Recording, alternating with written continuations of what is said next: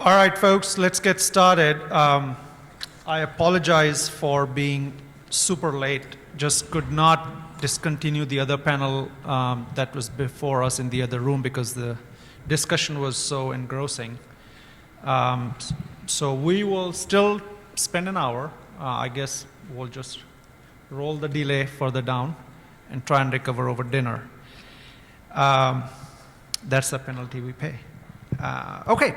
So the discussion today that we want to have is about developing political skills, but somewhat knowingly, I think I lied to you when we shared that topic of panel discussion today.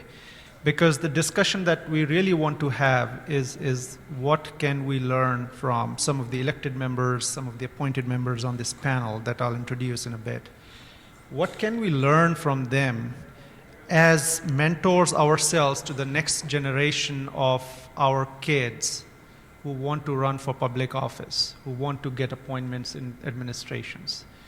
And I'm sure there's a few of us over here who may at some point decide to run, so this is also an opportunity for us to ask questions, clear some doubts, and learn again, just as we want our mentors to be learning. We cannot really have this discussion unless I really introduce in detail some of the members over here, because I want to bring different perspectives. And I know that some of the members have either self-introduced themselves or have been introduced in the morning, but I still want to highlight some aspects that have not been shared about them. So in no particular order, let me start with Aziz Hanifa. For those of you who do not know him, Aziz has been covering U.S. South Asia relations and Indian American community news based in Washington for over 35 years. In September 2004 and October 2004, he was the first and only South Asian journalist to have done back-to-back exclusive interviews for both President George Bush and Democratic presidential challenger Senator John F. Kerry. Aziz was also the only South Asian journalist who was part of the White House press delegation that accompanied former President Bill Clinton to the subcontinent, and by that I mean the Indian subcontinent, in 2000. He was also the first South Asian journalist to interview the then Senator Barack Obama during the presidential campaign in 2007 and 2008. Aziz has a bachelor's degree, double majoring in English and economics, and a master's degree in political science and international affairs from George Washington University. The other thing highlighting over here, because this is worth highlighting because this is the right place, is that Aziz was the first journalist to be honored with a special award by the Hindu American Foundation and the Sikh Council on Religion and Education for his objective reporting and analysis of the Hindu American and Sikh American communities. Also in 2006, he received a special award for the U.S.-India Business Council and the U.S.-India Friendship Council for his sustained reporting, analyses, and commentary on U.S.-India civilian nuclear deal. That's a big deal. In 2014, Aziz received the Lifetime Achievement Award for Excellence in Journalism from the Global Organization of People of Indian Origin, or GOPIO. Welcome, Aziz. Thank you. The next person I want to shed some light, more light on, although she did that, is the Honorable Judge Sinla Pasai over here. She was appointed, and this is important to recognize, that she was appointed to the Multnomah County Circuit Court by Governor Kate Brown and was sworn in as a Circuit Judge Court in September of 2021. She's assigned to the court's general trial docket, presiding over both civil and criminal matters. She was born in Laos, as she shared earlier, came to America as a refugee, as she again mentioned, but what is impressive is that with all of that in her early childhood, she, despite those setbacks, earned her Bachelor's of Arts in English and Philosophy from Santa Clara University in 1998, and her JD from Northwestern School of Law at Lewis and Clark College in 2002. As an attorney, she tirelessly advocates for the community, especially marginalized communities, throughout the litigation system. Outside of the court, she loves spending time with her family, hiking, reading books, and cooking with her family. Welcome. We also have Islam Siddiqui, who introduced himself through a lot of stories, but never did so formally, so I will take the opportunity to do that. Ambassador Siddiqui served in the Obama administration from 2010 to 2014 as Chief Agricultural Negotiator with the Office of the U.S. Trade Representative, Executive Office of the President. He was responsible for bilateral and multilateral negotiations and policy coordination regarding agricultural trade, including the TTP, TTIP, and WTO negotiations. In this capacity, Dr. Siddiqui played an active role in the successful 2013 World Trade Organization ministerial meeting in Bali, Indonesia, and in bilateral agricultural trade negotiations with the European Union, Russia, Brazil, and India. Ambassador Siddiqui served as a senior advisor for global food security at the Center for Strategic and International Studies in Washington from 2014 to 2019. Between 1997 and 2001, Dr. Siddiqui served in the Clinton administration in several capacities as the U.S. Department of Agriculture Undersecretary for Marketing and Regulatory Programs, Senior Trade Advisor to Secretary Dan Glickman, and Deputy Undersecretary for Marketing and Regulatory Programs. Dr. Siddiqui was the first president and founding member of the United Muslims of America, UMA, in 1982. UMA's affiliate organization, UMA Interfaith Initiative, continues to promote interfaith understanding among all faiths in the San Francisco Bay Area to this day. In addition, he served as the president and board member of the Sacramento Muslim Mosque Association in the early 1990s. He earned his MS and PhDs, as he mentioned earlier, both from University of Illinois at Urbana-Champaign, and in 2011, he was awarded the Doctor of Science honorary degree by his alma mater at Pantnagar University in India. Welcome, Dr. Siddiqui. Our next guest to my left is Council Member Anders Fung, who is from the city of Millbrae and was elected to his position in 2020. Anders was born in Hong Kong and was sworn in as the first generation Chinese American immigrant to serve in the Millbrae City Council. He currently also serves on the Legislative Committee for the City and County Association of Government of San Mateo County, where he evaluates and opines on all major transportation and housing legislations for the state of California. Anders also served on the General Assembly of the Association of Bay Area Government, as well as serving as the Board of Directors for Peninsula Clean Energy. Before 2020 election to his current position, he was a Millbrae Planning Commissioner from 2017 to 2020 and chaired the commission from 2019 to 2020. As I mentioned, he immigrated to California from Hong Kong, and he achieved his Bachelor's of Science degree from computer engineering from California Polytechnic State University at San Luis Obispo. Welcome, Anders. I must also say before I get started that Anders is the only person I've met whose mannerisms and style of speaking is very closely, it reminds me of President Obama. So pay attention to that as he speaks. All right. So welcome to the panel, everyone. The reason I gave all this introduction to the audience is because I think there are aspects that people associate with certain positions that people get elected to, either in terms of the resume they want to build or the kind of decision and influence they want to have. And our goal today is to highlight to them that as we either personally or for our next generation start to think of elected offices, we want to highlight to them different paths that we can all take towards that political responsibility and play in the game. So that said, let me start with Ambassador Siddiqui. You have been in some sort of a role in government for a long, long time. Quite a bit has changed from the 80s to what it is today. Let us first start with understanding what is different today and going to be different in 5 years from now that our elected or people who are interested in elected office should be acknowledging, registering in their heads when it comes to specifically being Asian American.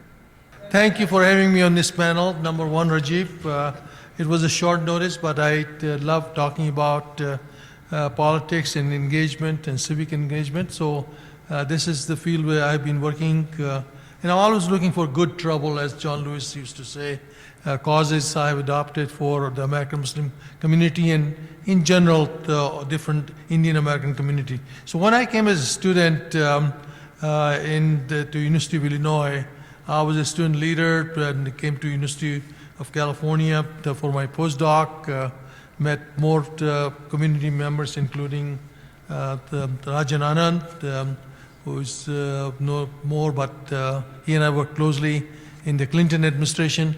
And we was always looking, these were the early days of NFIA and a lot of other work which was going on, including the nuclear agreement. At that time, I think you're working from being outsiders to being insider now. And there were very few of us. Many of the Chinese Americans you will appreciate. We had a first secretary of commerce, former mayor of San Jose, I forgot his name. Mr. Mineta.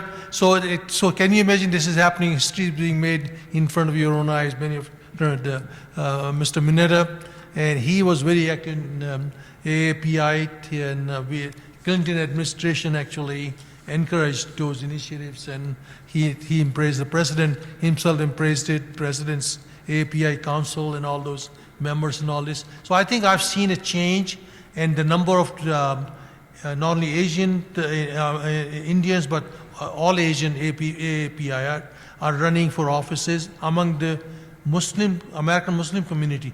More than 100 candidates ran in the last cycle, in 2020 cycle, for various local, state, and federal offices. Many of them made it, some of them not made it, but I think the numbers is going on up in each community, not only American Muslim community, but also Indian American community, as well as Asia, other Chinese Americans, Japanese Americans, you name it. So I think this is the other thing is happening, the generation X, Gen X and others. I think they are very, in terms of holding influential positions, but they're not as much into public service, quote unquote. My whole career was as a state employee, first in beginning in the 1970s, then as a senior executive in the state government, and then a political appointee in 2 sub-cabinet positions in Washington, D.C. But one thing again was there, this was a profession which many of them don't appreciate, like my parents would have liked me to be a doctor or a lawyer, not what I became. But I always enjoyed, so I have inculcated that thing in my kids. So two of my kids, one is in federal government, other one was working for Nancy Pelosi. She was involved in writing and Aziz, you'll remember it, the ACA, or some people call Obamacare. She was one of the prime architects under Speaker Pelosi when she was senior counsel to Speaker Pelosi. So I think this is our way of saying returning back to the country which we call our country now. So I think this is what motto I have embraced throughout my life, and I think this is what we need to encourage people and use role models. Judge, your narrative is so impressive. I'm impressed, so I think I'm glad to see more younger people under so I think we need more younger generations involved. Look at this room. I said earlier this morning also, I'm not criticizing or saying that there should not be older people, but I think we need to encourage more younger generation, and this goes across the board, whether it be Indian Americans or Muslim Americans or other shades of hyphenated Americans. So this is, I'll stop right now. All right, thank you. You use the word insiders, and I have a little bit of trouble accepting your narrative wholesale, because as I was talking to Judge Sinla Pasai earlier in the week, and also heard her talk over lunch, clearly there are positions where we are not insiders yet. Clearly there are roles and positions which we do not think of when we think of the elected offices. Clearly, there are places that we are probably not even aware of where we can be influential decision makers or be able to change the game, whatever it is. Tell us a little bit from judiciary, as well as in your experience as you were going through your career making decisions, or just through the decision process of should you even be in this messy world of electoral politics, what goes through a mind when you are in that, and then how do you come to a decision like that? You saw me take a deep sigh because it's a very good question, and it's a hard question. It really requires a lot of self-reflection. People have been asking me to put in for over 7 years before I even decided to put my name in. The hardest part is believing that you're not good enough. That's part of our culture that was ingrained into me. I had to prove myself on every level and won enough awards to fit 2 shelves before I even thought about possibly putting in.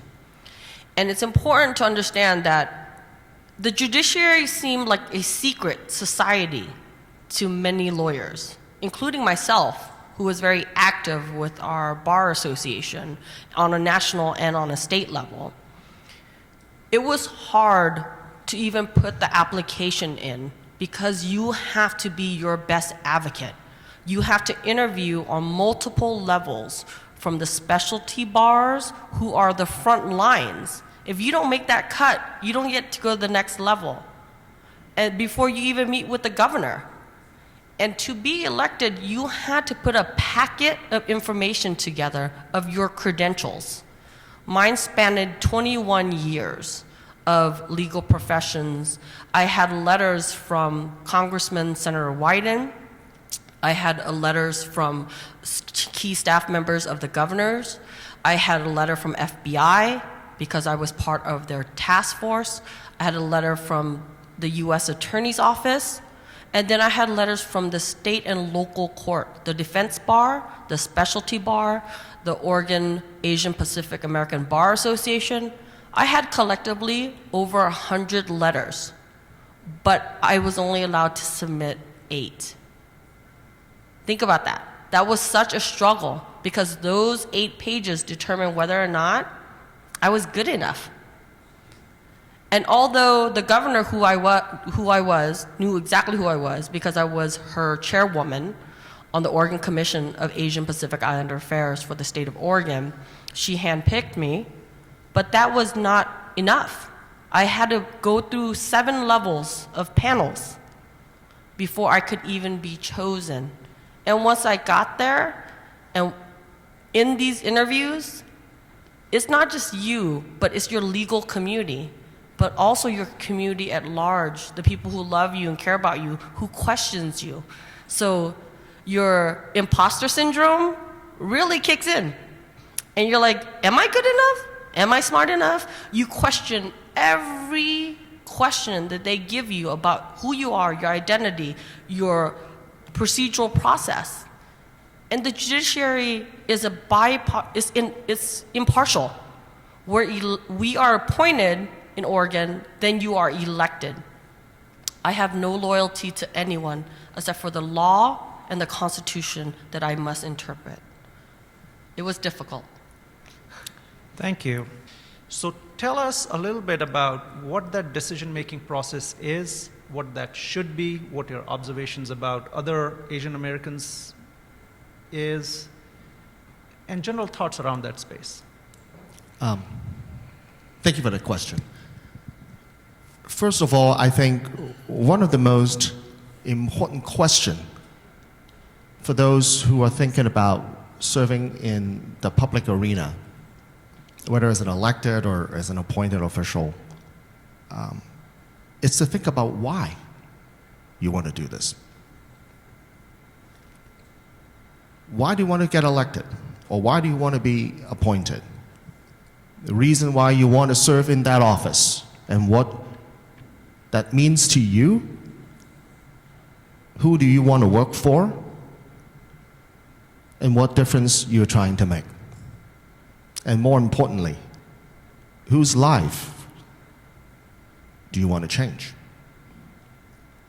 Now, I still remember at the very beginning of my public career, and I was appointed as a planning commissioner in my city, a very small city, about 23,000 people, but yet 53% of our populations are Asian Americans. And at the time when I was appointed, I was the only one who was Asian American. When I first landed on that job, first time I sit on a dais with a microphone in front of me, I was instantly dropped into this huge project that is a transit-oriented development next to a BART station with 400 units, waiting to be approved, a few 100,000 square feet of office space and a hotel. I mean, you can imagine. I mean, it was a massive development for a town that is 3 square miles. I find that relatively overwhelming at the very beginning of it.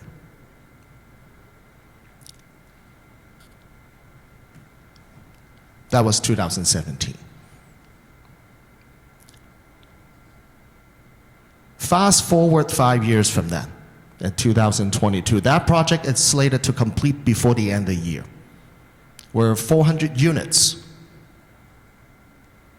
of residential space is coming in, 100 of which I helped negotiate it to be below market rate housing. I got phone calls coming from those who are in our constituency, as well as those who want to be a part of our constituency, and say, hey, Councilmember Fung, thank you for approving that project. Because now I have an opportunity to apply for a below market rate housing for my mother, who is a senior, who gets to be close to their grandkids every day, who gets to be in the community center where they can participate in that senior lunch program. They get to see her friends again. They can be walking distance to see her friends and family who otherwise you would have no way of seeing them. And then I instantly, light bulb went off. It's like, I do this job because some old lady's life just got a little bit better. Some kids just get to see their grandma a little bit more often. Perhaps she can now participate in that kid's soccer practice and see the kids playing soccer and basketball on a Thursday evening. It is that level where you could be a part of changing and making better someone else's life and making a difference that will change someone's lives forever. And that is the high honor, a distinctive high honor of my own, and I have an opportunity to do that in a public office arena, in a town that is 3 by 3 square miles. And that's what I take to bed every day thinking, that's worth it. No matter how many people go on social media and yell at me being the first Asian American immigrant to be elected in office and how I only care about the lives of the Asian Americans rather than everybody else. Part of being in the eyes of the public, living in the eyes of the public, is to subject to that criticism, because we live in a country where we respect free speech.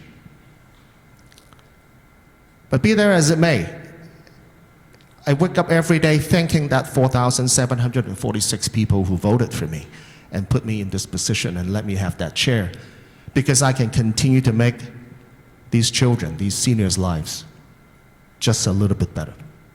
And that's what it means to serve as a public official. Thank you.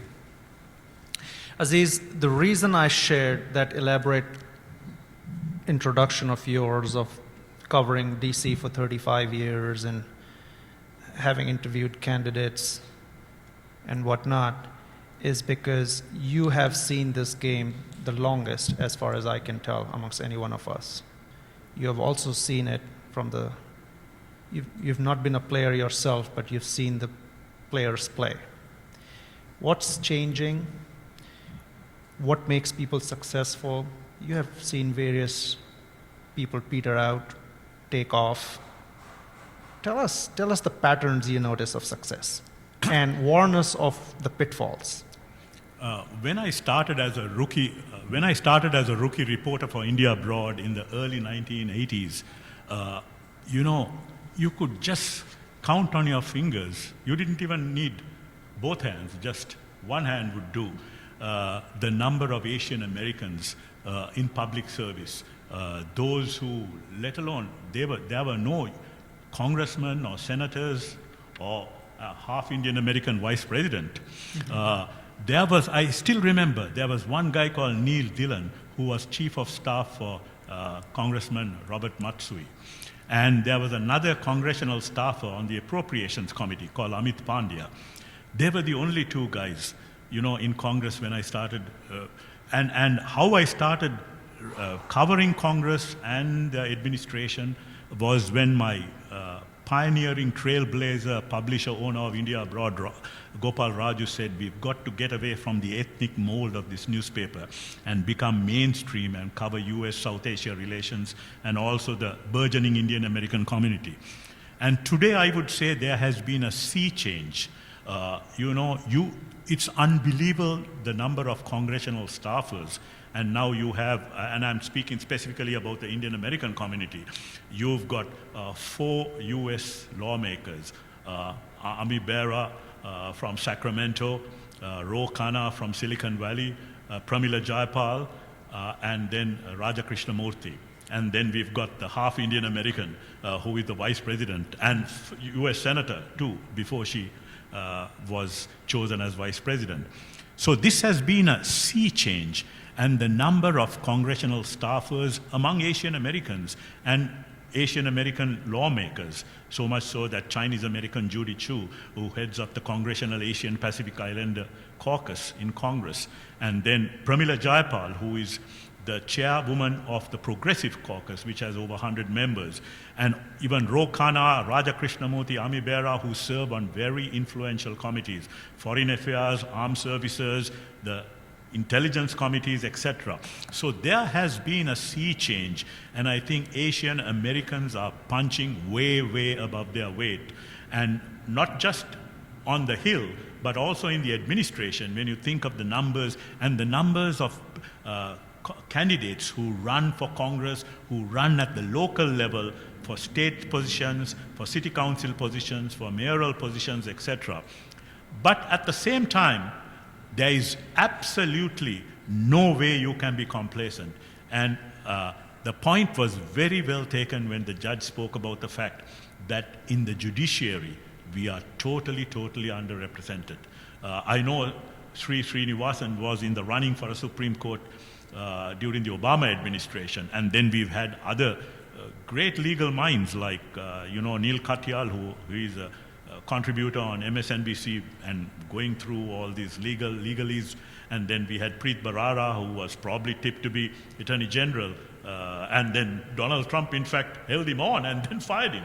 But there's no reason for complacency, and especially at a time when we found that Asian Americans, Indian Americans, and other groups belonging to the Asian American community were doing so well with achievements, etc., and more importantly, had entered the realm of public service. It was not easy because there was the first generation, the baby boomers, who were establishing themselves. They were the first wave of immigrants, and they wanted to establish themselves before getting politically involved. Now they are politically empowered. And you had the Gen Xers who then went into public service. They could have easily gone into medicine, gone into a whole lot of other professions, making a lot of money, but there is that sense of commitment in public service. But at the same time, the point that Anders was making in terms of you just cannot jump into it. You've got to go through the process, you've got to pay your dues. It's good that we've got a huge amount of interns working on the Hill and who are learning the process and educating the larger community in terms of what the process is all about.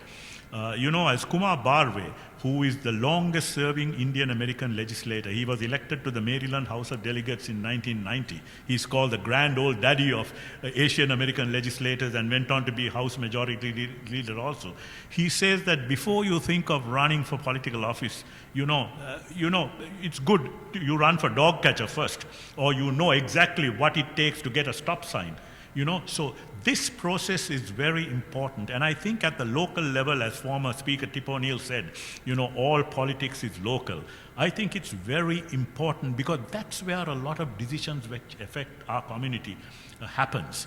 And this is where you can also affect change in terms of all kinds of xenophobia that crops up whenever there is a situation of either unemployment or, the pandemic was a classic example. Like when we were chatting about, what we were probably going to speak about at this panel discussion, I said it's almost like an entire civil rights struggle all over again. You just can't imagine the kind of hate-filled, bigotry and sort of xenophobia that has manifested itself. Just at a time that we thought that we've made it, we've come of age, So I think that's very important. And the point that the judge made in a very inspiring remarks, and also on this panel, that we have to be sort of spread out among all realms of this, and the judiciary is very, very important if we are to alleviate the conditions of our community. Thank you. Earlier during the day at different times, both of you said something which was quite interesting. One president introducing to the other and saying, he is mine now. You talked a little bit about 1 foot here and 1 foot there. When you run for an office, especially a bigger, more visible office, how do you address concerns of dual loyalty? How do you address concerns of being that outsider who cannot be trusted? What should our kids be doing? What should I be doing if I'm interested in running to address the foreigner label on me? You want to go first? So that was the question which was more openly and sometimes not so openly asked or raised when in the 30s and 40s, but I don't think I see that being raised. People, just what Aziz said, number of people who are either already in the positions or they are running for, and this is a process which actually, I would say if I were to anywhere in the world, I would be in the US than any other country in the world. This is a system which embraces diversity, in spite of all the shortcomings of this experiment in progress in democracy. This is still the best. So I think this is human nature. When only few of us were here, then I think Aziz and I both talked about in our previous conversations.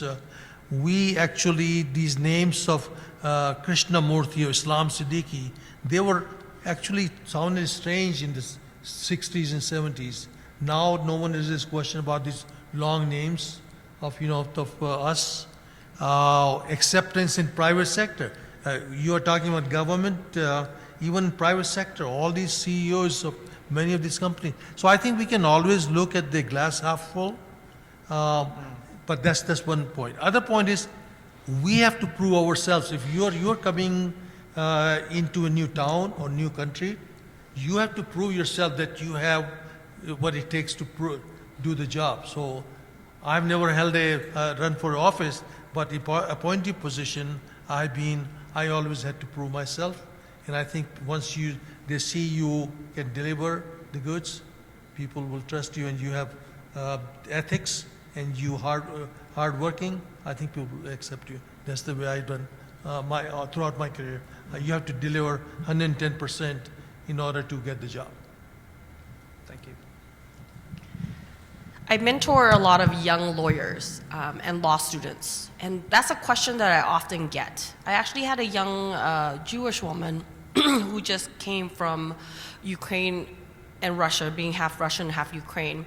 And she shared with me that it was really hard for her to apply for law school. And she took a couple years out because she thought that she had to fit a mold and to change everything that she was and everything that she believed in to become a lawyer.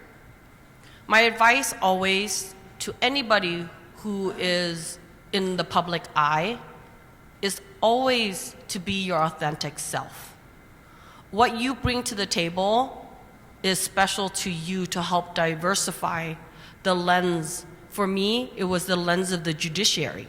The fact that I was the only person appointed in Oregon history with an immigration background highlighted some of the fractures that we had in how laws and policy were being applied to our community.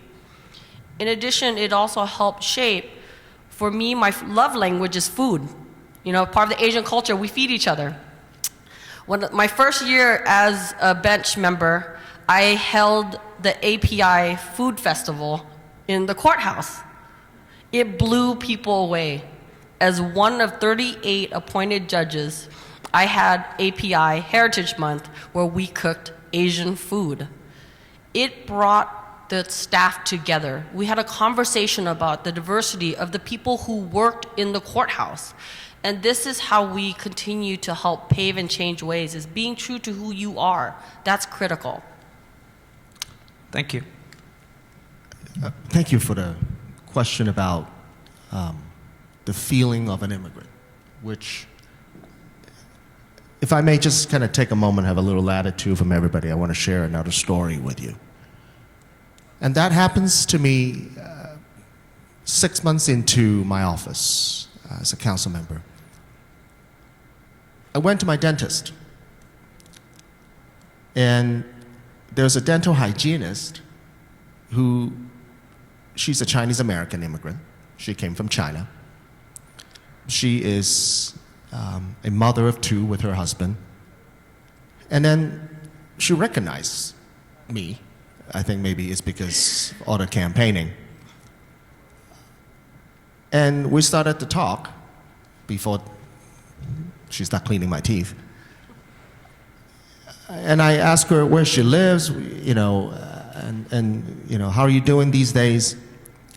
And she was very ecstatic and enthusiastic and tell me, oh, you know, Councilmember Fung, I just moved into a city called San Carlos. I used to live in San Francisco in the Sunset District where all the Chinese people are.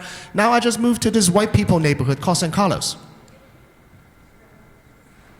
Then I instantly, a breaker in my head tripped. You realize what she just said? It's that I moved into this white people neighborhood called San Carlos.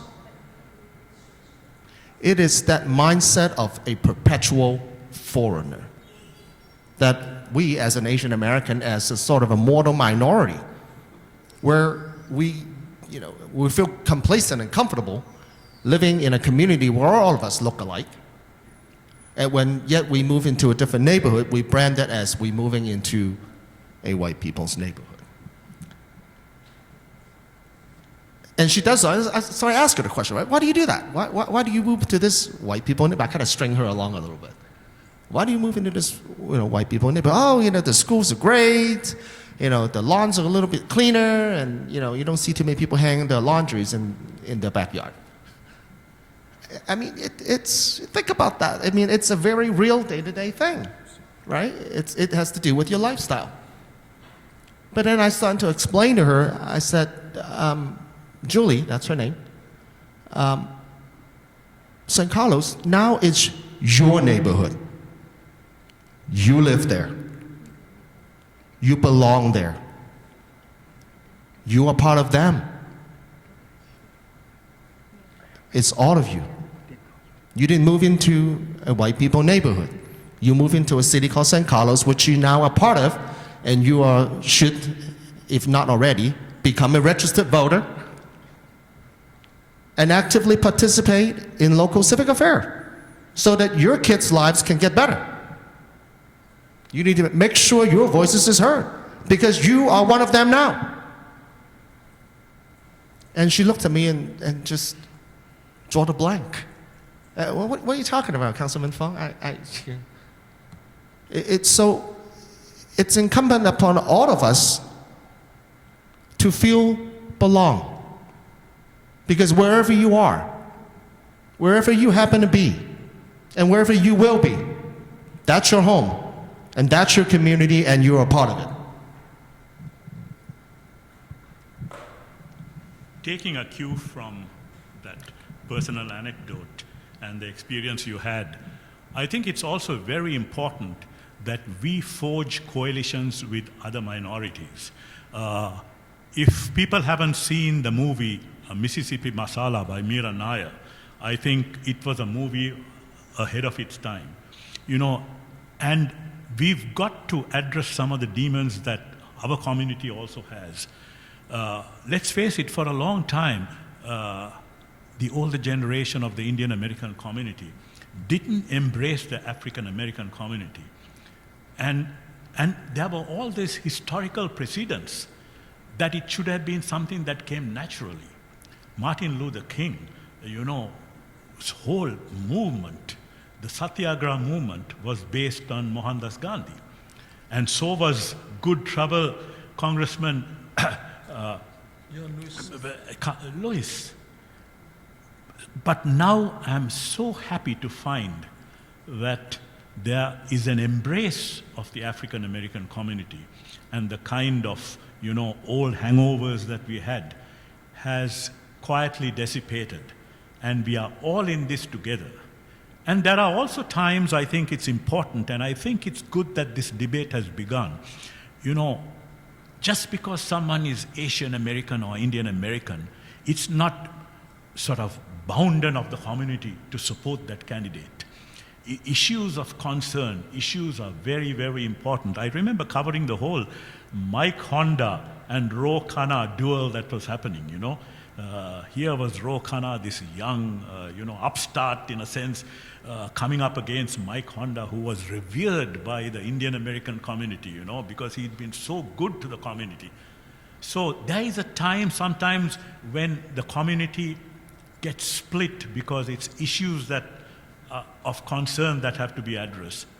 And forgive me for not being bipartisan enough. You know, let's not forget that Bobby Jindal and Piyush Bobby Jindal and Nimrata Nandava, who became Nikki Haley, both were governors in the South, in South Carolina and Louisiana. But there was the younger generation, the Gen Xers, who were totally opposed to them.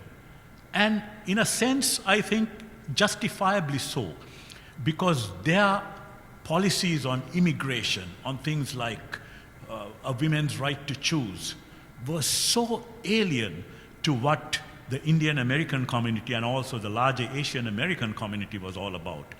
So I think it's very healthy for us to be involved in that debate, because that's how I think we become more wholesome and we can be more accepting that these are things that make us feel that we are really part of the mainstream. That's quite encouraging. One other thought before we go to the audience for questions, if they have any, which is, Aziz, you said, just when you thought we have arrived. And I want to dovetail that with what we are seeing unfold geopolitically. China-Taiwan conflict, China-India conflict, India-Pakistan conflict. So just when we thought we have arrived, now we are starting to see these factions build up within our own community. How do we, and by the way, these differences will only grow at least for the next decade. How do we prepare ourselves as candidates? What advice do we give to our candidates of how not to other each other, right? How do we avoid othering each other, given what is unfolding around us? Please. Simora. As communities get large number, I think when we're small, like as we were talking about earlier, there was a more possibility of us working together. I've seen this segmentation in the Indian American community.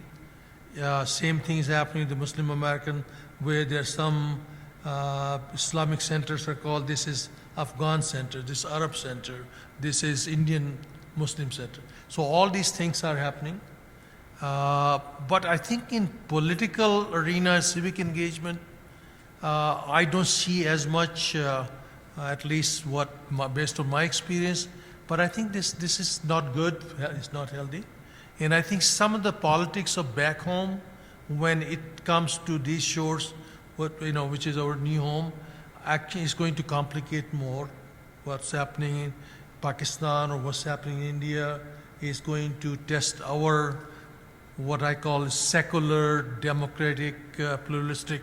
If we want to enjoy these benefits here, we cannot close your eyes what's happening in China or what's happening in India. So I think this is very important for us to be, that test our sincerity and determination that we are the citizens of the world's oldest democracy, and it's work in progress.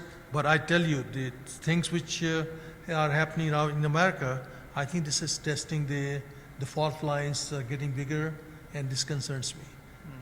I don't have a solution for you, but it should be of concern to all people who believe in democracy, and we want to keep it one of the hundreds of years.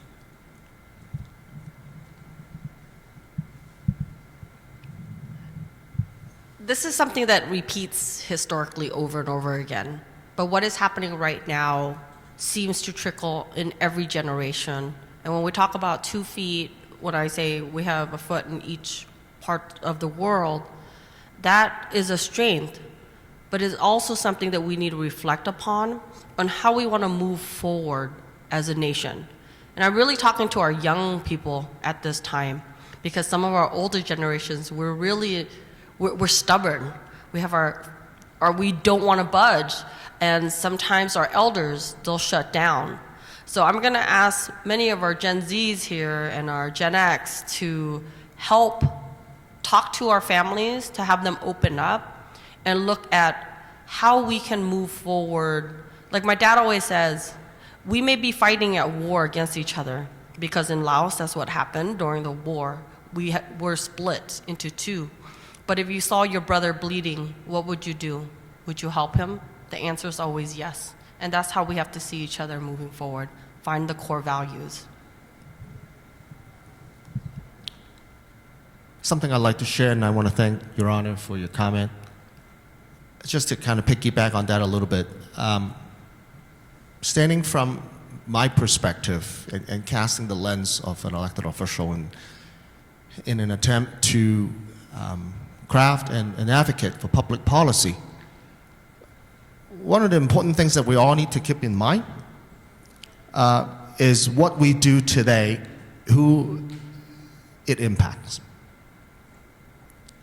Most of the work that we do today isn't going to change the life of most of us here on this table. I mean, our life it's on a steady course, right?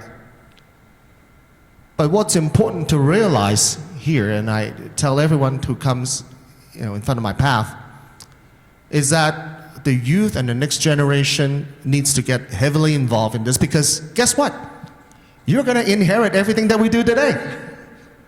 All the policy, whether it's a housing policy, transportation policy, things that surround equity, inclusivity, accessibility, it all has to do with our future generation. And that's why earlier today I was able to have an opportunity to speak to some of our youth leaders and explain to them how important it is for them to get involved, because you are going to inherit it, you're going to own it moving forward.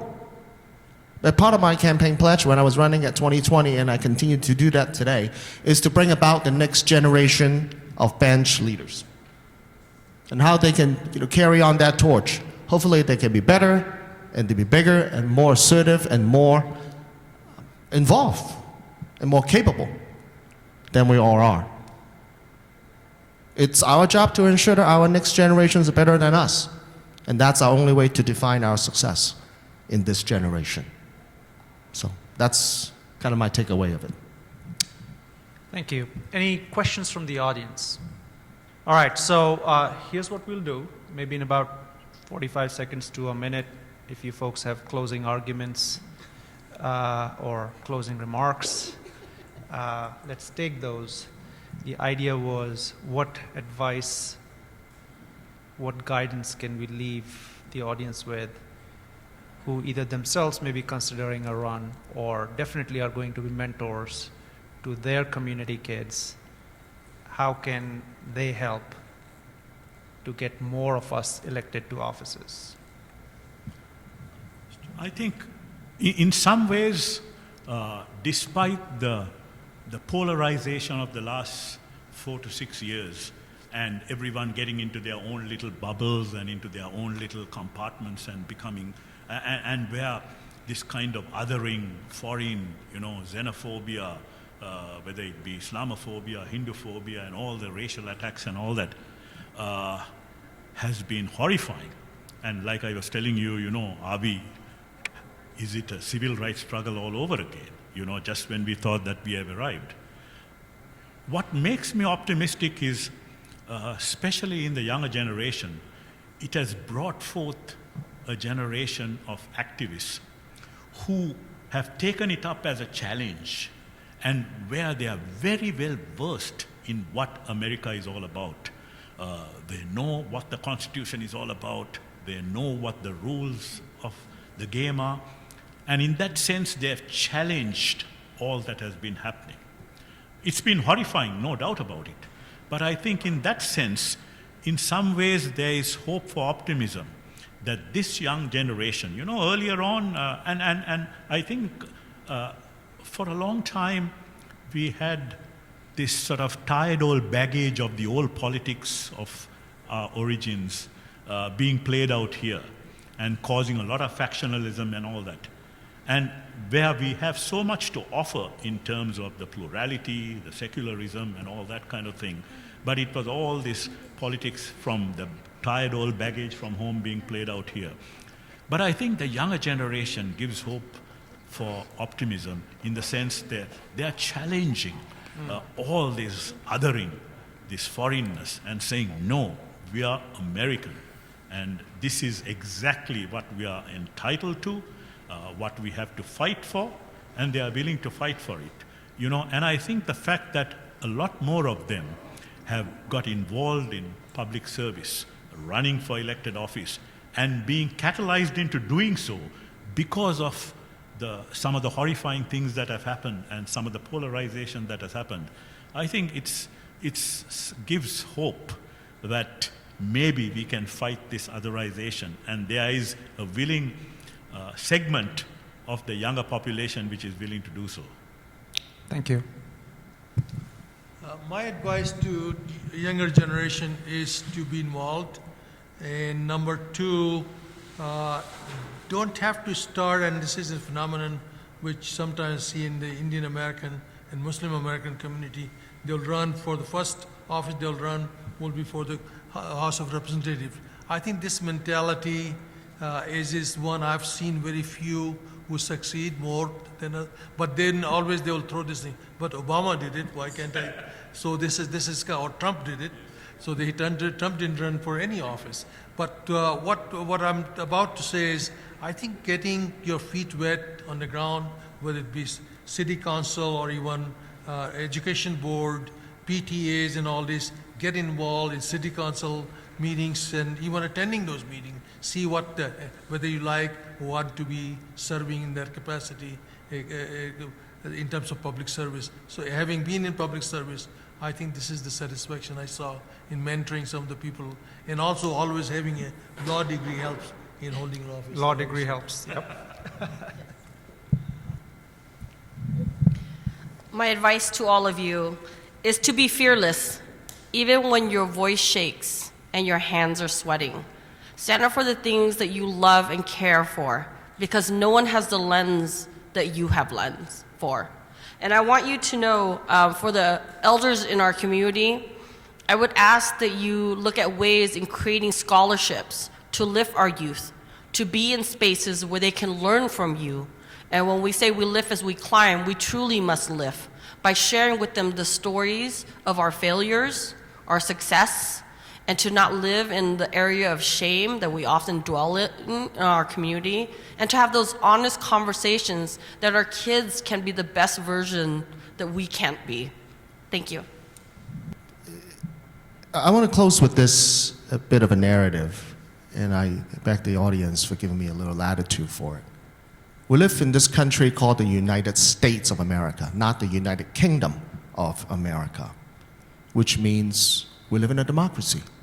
There's no entitlement. We have to participate. Democracy is it's not a spectator sport. You got to get engaged. You got to be a part of it. You got to throw yourself into it.